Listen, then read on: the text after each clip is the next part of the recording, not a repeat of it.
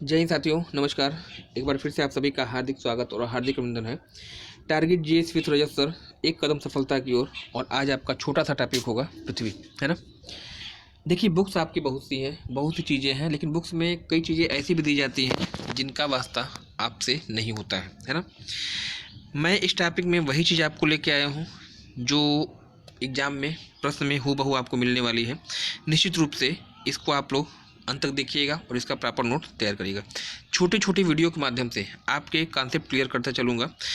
पृथ्वी की अगर बात करिएगा तो जो इसका जो सामान्य सा परिचय है, छोटा सा परिचय पर इसको देखिएगा।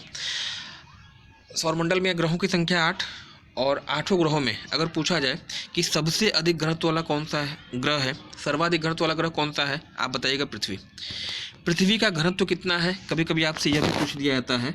तो 5.5 ग्राम पर सेंटीमीटर क्यूब, है ना। 5.5 ग्राम प्रति सेंटीमीटर क्यूब जो है इसका घनत्व है, याद रखिएगा, आपसे पूछा जाता है। तो सर्वाधिक घनत्व वाला ग्रह आपका हो गया।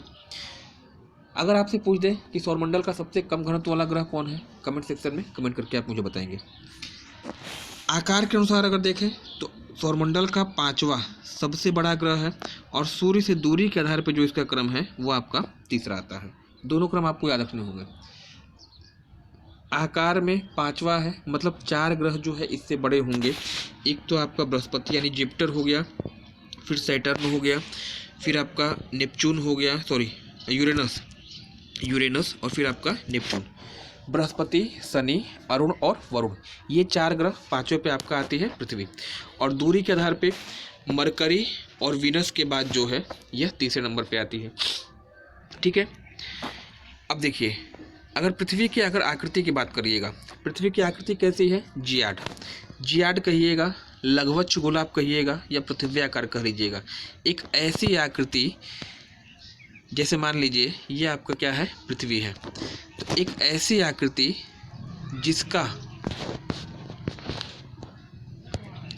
जिसका ऊपरी ध्रुव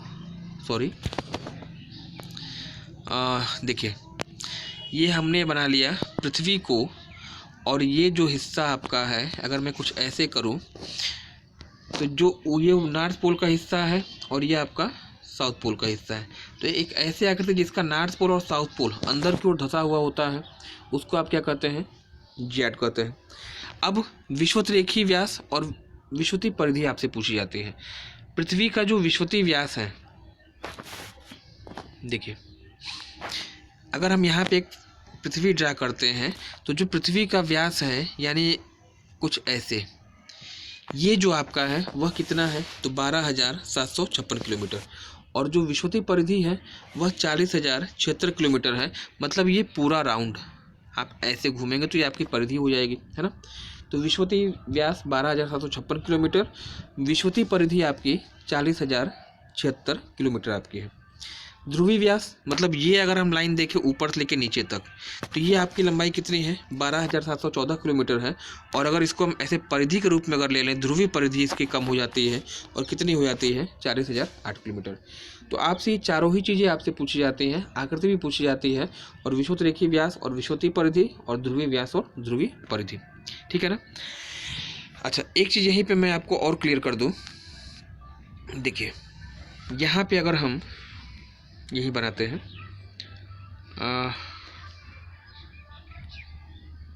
देखिए, अगर हम यहाँ बनाए एक पृथ्वी, ये आपकी पृथ्वी बन गई। अब पृथ्वी के अंदर अगर हम लोग धरातल से अंदर की तरफ बढ़ते हैं तो टेम्परेचर यानी तापमान, प्रेशर यानी दबाव, और डेंसिटी यानी घनत्व, टीपीडी याद रखिएगा। टीपीडी यानी टेम्परेचर, प्रेशर और डेंसिटी, घनत्व में क्या होती है? वृद्धि होती है। यानी सबसे कम घनत्व किसका होगा? सियाल का, उसके बाद सीमा का, और सबसे अधिक घनत्व किसका होगा? निफे का होगा, है ना। तो ये 3 चीज़ आप याद रखिएगा। अच्छा, कभी कभी यह भी पूछ लेता है कि कितने किलोमीटर की गहराई पर या कितनी गहराई पर जो है 1 डिग्री तापमान बढ़ता है। तो एक चीज़ मैं आपको यही बता दे रहा हूँ, 32 मीटर की गहराई पर, जब हम पृथ्वी के अंदर 32 मीटर की गहराई पर जाएंगे तो 1 डिग्री तापमान आपका क्या हो जाता है? बढ़ जाता है ना। चलिएगा, ये इतनी बात हो गई। नेक्स्ट, अगर आगे देखा जाए तो यहाँ पे आपका दिया है सर्वाधिक गुरुत्वाकर्षण बल ध्रुवीय क्षेत्रों में होता है और सबसे कम गुरुत्वाकर्षण बल जो है विषुवत रेखा पे होता है। इस चीज़ को याद रखिएगा, पूछा जाता है। जब पृथ्वी आप ड्रा करते हैं तो विषुवत रेखा पे चूंकि क्या होता है, आप केंद्रीय बल कार्य करता है। पृथ्वी अपने अक्ष पे घूम रही है ना, पृथ्वी जो है वह अपने अक्ष पर ऐसे घूम रही है। और ये जो आपका विषुवत रेखी है ना क्षेत्र, तो 1 मिनट देखिए, ये आपकी पृथ्वी है और पृथ्वी जो है आपकी घूम रही है अपने अक्ष पर। तो जो विषुवत रेखी भाग आपका होता है ना यहाँ पे, ये तीव्र अब केंद्रीय बल यहाँ काम करता है, यानी केंद्र से बाहर की तरफ क्या होता है, बल लगता है। और जिसकी वजह से विषुवत रेखा पे जो गुरुत्वाकर्षण बल का मान हो जाता है वह सबसे कम हो जाता है। सबसे अधिक पूछ ले कहाँ गुरुत्वाकर्षण पाया जाता है, ध्रुवीय क्षेत्रों में। अच्छा, दूसरी चीज़, पृथ्वी पे सर्वाधिक जैव विविधता अगर पूछा जाए कहाँ पे है, विषुवत रेखा पर। जैव विविधता मतलब जीवों की प्रजातियों में विभिन्नताएं। जीव जंतु कहाँ पाए जाएंगे, जहाँ पर जंगल होंगे। और जंगल कहाँ होंगे, जहाँ बारिश होगी। और बारिश कहाँ होती है पृथ्वी पर सबसे अधिक, तो आप बताएंगे विषुवत रेखा पर, है ना। विषुवत रेखा पर टेम्परेचर आपका ज़्यादा होता है, और जब टेम्परेचर आपका ज़्यादा होगा तो जाहिर सी बात है कि वहाँ पे बादल बनेंगे, वाष्पीकरण होगा, बादल बनेंगे, बारिश होगी, पेड़ पौधे होंगे, जैव विविधता आपकी ज़्यादा होगी। तो वही चीज़ यहाँ पे कही गई है कि पृथ्वी पर सर्वाधिक जैव विविधता कहाँ पाई जाती है, विषुवत रेखा पे।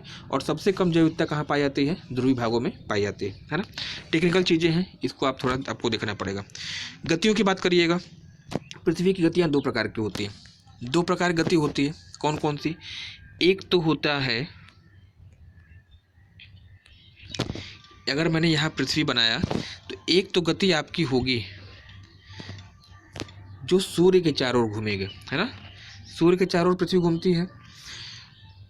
जिस गति से सूर्य के चारों ओर परिक्रमा करती है उस गति को आप क्या कहते हैं, परिक्रमण गति। और चूंकि ये 1 वर्ष में 1 चक्कर पूरा करती है सूर्य का, इसीलिए इसको आप क्या कहते हैं, वार्षिक गति भी कहते हैं। तो परिक्रमण गति कह लीजिएगा या वार्षिक गति कह लीजिएगा। एक ऐसी गति जैसे मान लीजिए आपकी पृथ्वी अपने अक्ष पर घूमती है, मतलब सूर्य के चारों ओर तो घूम ही रही है, अपने अक्ष पर भी घूमती लट्टू की तरह। तो अपने अक्ष पर जो गति होती है उसको आप क्या कहते हैं, परिभ्रमण गति कहते हैं या दैनिक गति कहते हैं। चूँकि एक दिन में 1 घूर्णन पूरा होता है पृथ्वी का, तो उसे आप दैनिक कहते हैं। आप लोग क्या होते हैं, कन्फ्यूज होते हैं, किसको परिक्रमण कहें, किसको परिभ्रमण कहें। परिक्रमण मतलब सूर्य की परिक्रमा, जिस गति से सूर्य के चारों घूमेगी, परिक्रमण गति। या अंग्रेजी में सबसे अच्छा उदाहरण याद रखिएगा, अंग्रेजी में इसी को आप क्या कहते हैं, रिवॉल्यूशन कहते हैं। और रिवॉल्यूशन आप कंफर्म हो जाएगा, रिवॉल्यूशन मतलब परिक्रमण और रोटेशन मतलब परिभ्रमण, यानी अपने अक्ष पर। इनका प्रभाव पूछा जाता है, पूछा जाता है कि परिक्रमण गति का पृथ्वी पर क्या प्रभाव पड़ता है। जैसे पूछ दे कि किस गति के परिणाम स्वरूप पृथ्वी पर ऋतु परिवर्तन होता है, आप बताएंगे परिक्रमण। जो ऋतुओं का परिवर्तन होता है, गर्मी के बाद बरसात, बरसात के बाद जाड़ा, ये आपका इसका कारण क्या है, परिक्रमण गति। और जो पृथ्वी पे दिन रात होता है उसका कारण आपका क्या है, परिभ्रमण गति, है ना। 2 गति आपकी क्लियर हो गई। यहाँ पे पृथ्वी के संबंध में कुछ तिथियां हैं जो कि एग्जाम में आपसे पूछ ली जाती हैं। देखिए, ये जो 4 तिथियां ऊपर की हैं, 3 तिथियां ऊपर की यहाँ पे दी गई हैं, 21 मार्च और 23 सितंबर। 21 मार्च और 23 सितंबर, यह जो है दोनों गोलार्धों में दिन रात क्या होता है, बराबर होता है। 21 मार्च और 23 सितंबर को जो सूर्य की स्थिति होती है वह विषुवत रेखा पे लंबवत होती है ना। दिन रात बराबर होगा, 12 घंटे का दिन, 12 घंटे का रात, चाहे आपका उत्तरी गोलार्ध हो और चाहे आपका दक्षिणी गोलार्ध हो। 21 जून की आप बात कर लीजिएगा, 21 जून उत्तरी गोलार्ध में सबसे लंबा दिन होता है, याद रखिएगा, क्योंकि 21 जून को सूर्य की किरणें कर्क रेखा पे होती है और दिन आपका उत्तरी गोलार्ध में लगभग हो जाता है 16 घंटे का। 16 घंटे का दिन हो जाएगा और 8 घंटे की हो जाएगी रात हमारे लिए। मतलब भारत में अगर पूछा है सबसे लंबा दिन कौन सा होगा, 21 जून होगा। सबसे छोटा दिन अगर पूछ दे भारत में तो आप बताएंगे 22 दिसंबर, क्योंकि इस दिन जो है होता क्या है, सूर्य की जो स्थिति होती है वह मकर रेखा पे होती है। ऑस्ट्रेलिया में दिन लंबा होगा और हमारे यहाँ दिन छोटा होता है। तो 3 तो ये तिथि आप याद रखिएगा, 3 या 4 कहिएगा। इसके अलावा 2 तिथियां मैंने आपको और पढ़ाया है। एक तो आपका 3 जनवरी है और एक आपका 4 जुलाई है ना।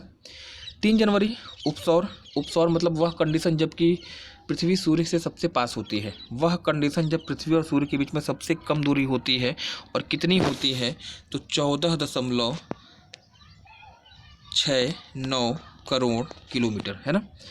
ये तिथि जो आपकी है 3 जनवरी होती है। इसको आप उपसौर या परहेलियन कहते हैं। 3 जनवरी को होती है, और आपसे जब भी पूछेगा तो 3 जनवरी ही पूछेगा, याद रखिएगा। जब भी आपसे पूछेगा किस तिथि को पृथ्वी सूर्य के पास होती है, 3 जनवरी, हमेशा याद रखिएगा।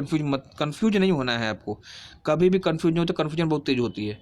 4 जुलाई अपसौर की स्थिति, वह कंडीशन जबकि पृथ्वी और सूर्य के बीच में क्या होती है, दूरी आपकी सबसे अधिक होती है, उसको आप 4 जुलाई यानी अपसौर यानी अपहेलियन कहते हैं, है ना। तो ये रहा आपका पृथ्वी से बनने वाला प्रश्न। बस आपको इतना ही पढ़ना रहता है, और आप लोग जो है परेशान रहते हैं कि क्या पढ़ें कैसे पढ़ें, क्योंकि अब मैंने 10 साल का पेपर 12 साल का पेपर मैंने देखा है।